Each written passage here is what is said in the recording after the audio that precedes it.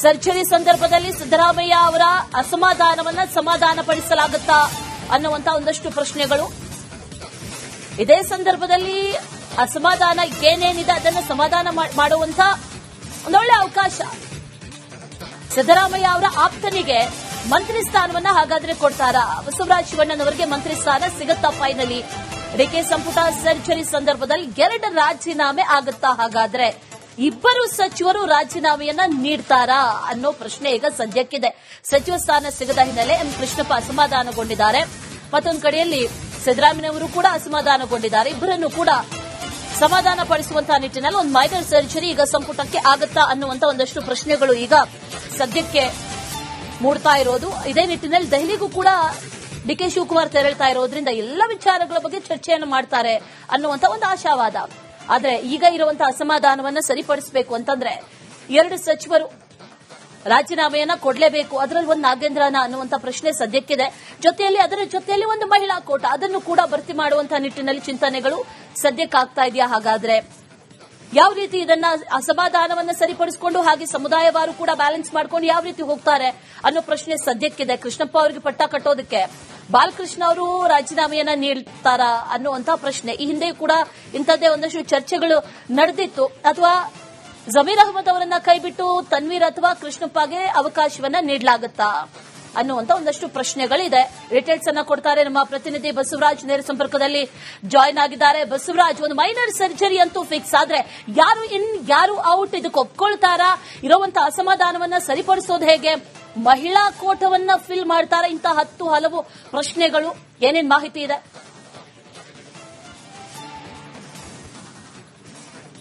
ಅಶ್ವಿನಿ, ಸದ್ಯ ಖಾಲಿ ಇರ್ತಕ್ಕಂಥ ಸ್ಥಾನ ಒಂದು, ಅದು ಮಹಿಳಾ ಕೋಟಾನೇ ಭರ್ತಿ ಮಾಡಬೇಕನ್ನುವಂಥದ್ದು ಇರಾದೆ ಇರತಕ್ಕಂಥದ್ದು. ಆದ್ರೆ ಮಹಿಳಾ ಕೋಟೆ ಜೊತೆಗೆ ಇನ್ನೊಂದಿಬ್ಬರನ್ನ ಮೈನರ್ ಸರ್ಜರಿ ಮಾಡುವಂತ ಲೆಕ್ಕಾಚಾರಗಳು ಸದ್ಯಕ್ಕೆ ಕಾಣಿಸ್ತಾ ಇದಾವೆ. ಕಾಂಗ್ರೆಸ್ ಹೈಕಮಾಂಡ್ ಮಟ್ಟದಲ್ಲಿ ಕೂಡ ಈ ಬಗ್ಗೆ ಚರ್ಚೆ ನಡೆದಿರ್ತಕ್ಕಂಥದ್ದು.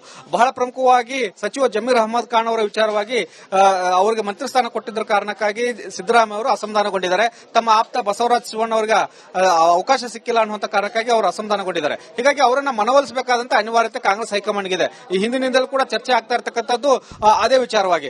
ಸಿದ್ದರಾಮಯ್ಯ ಅವರು ಏನಾದರೂ ಮುನಿಸ್ಕೊಂಡು ಹೀಗೆ ಮುಂದುವರೆದ್ಬಿಟ್ರೆ ಮುಂದಿನ ಹಂತದಲ್ಲಿ ಬಹಳ ಕಷ್ಟ ಆಗುತ್ತೆ ಅನ್ನುವಂತ ಲೆಕ್ಕಾಚಾರಗಳಿದಾವೆ. ಹೀಗಾಗಿ ಅವರನ್ನ ಮನವೊಲಿಸುವಂತ ಕೆಲಸ ಮಾಡಬೇಕು ಅನ್ನುವಂತ ನಿಟ್ಟಿನಲ್ಲಿ ಸಚಿವ ಜಮೀರ್ ಅಹಮದ್ ಖಾನ್ ಅವರನ್ನ ಕೈ ಬಿಟ್ಟು ಆ ಸ್ಥಾನಕ್ಕೆ ಹೊಸಬರನ್ನ ನೇಮಕ ಮಾಡಬೇಕು ಅನ್ನುವಂಥದ್ದು. ಇಲ್ಲಿ ಇರ್ತಕ್ಕಂಥದ್ದು 3 ಸ್ಥಾನಗಳು ಬಾಕಿ ಬರ್ತವೆ. ಒಂದು ಮಹಿಳಾ ಕೋಟಾದ ಹಾಗೆ ಇದೆ, ಜೊತೆಗೆ ಈಗ ಜಮೀರ್ ಅಹಮದ್ ಖಾನ್ ಅವರ ರಾಜೀನಾಮೆ ಪಡಿತಕ್ಕಂಥದ್ದು ಮತ್ತು ನಾಗೇಂದ್ರ ಅವರ ರಾಜೀನಾಮೆ ಪಡಿತಕ್ಕಂಥದ್ದು. ಇವು 3 ಖಾಲಿ ಆದ್ರೆ ನಾಗೇಂದ್ರ ಅವರ ಕೋಟಾದಡಿ ಮತ್ತು ಮಹಿಳಾ ಕೋಟಾದಡಿ ಅನ್ನಪೂರ್ಣ ತುಕಾರಾಮ್ಗೆ ಈ ಒಂದು ಸಚಿವ ಸ್ಥಾನ ಸಿಗುವಂತ ಲೆಕ್ಕಾಚಾರಗಳು ಸದ್ಯಕ್ಕೆ ಗೋಚರಿಸ್ತಾ ಇದಾವೆ.